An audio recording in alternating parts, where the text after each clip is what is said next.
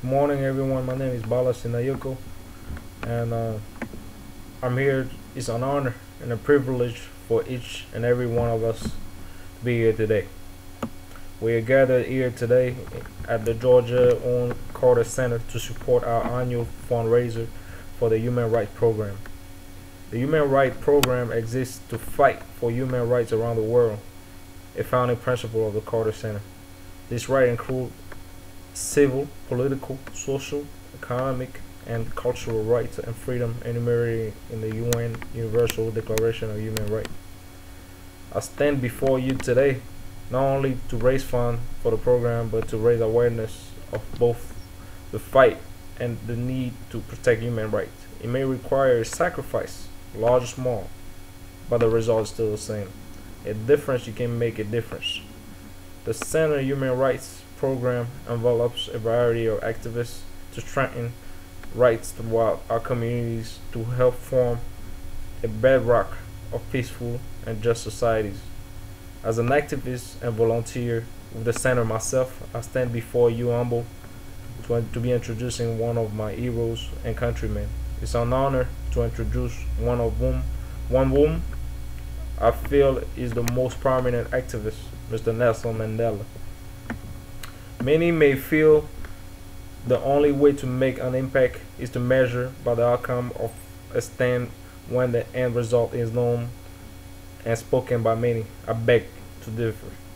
Activism begins in our home, families, and communities, wherever injustice is found. I can recall occurrences in my childhood where I found myself fighting for right of humble, fighting for justice, no matter what. I often found myself standing alone for the things I believe were right. And just as Mandela, he once stated, during my lifetime, I've dedicated myself to the struggle of the African people. I fought against white domination and I fought against black domination.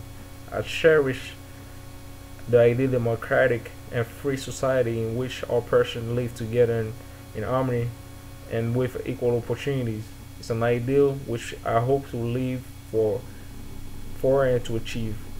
But if it needs to be, it's an ideal which I'm prepared to die. Starting from within, not being afraid to be singled out was key to freedom leader Nelson Mandela. Because of that principle, human rights leader Nelson Mandela spent 27 years in prison, most of them in isolation, requiring hard labor.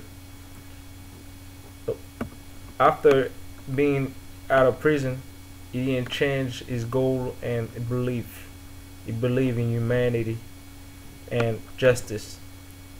He had gone to jail not to demonstrate personal virtue, but in a commitment to freedom, equality, and rule of law. Nelson Mandela may be known globally as a Nobel Peace Prize winner, but he has also had the privilege of a presidency in the great nation of South Africa. Mandela once stated, "In my country, we'll go to prison first and then become president." Mandela inspired many to be driven in fighting for rights of those who are unable, and including myself. President Obama stated, "In dreams from my father, our South Africa turmoil awakened his interest in politics as a young college student, provoking him to address a public rally for the first time and to describe events there as a struggle demands with suicide. Not between black and white, not between rich and poor. No, it's a harder choice between fairness and justice. Between commitment and indifference, a choice between right and wrong." The inspiration embodies is phenomenal. At 92, Mandela continues to embody the roles for South Africa that Washington, Lincoln, and Dr. Martin Luther King served in protecting and advancing democracy in America. And like them, Mandela's example inspires others and has become a global public good. Hoping that his life is a blueprint for many, please help me welcome one of the world's leading human rights leader, Nelson Mandela.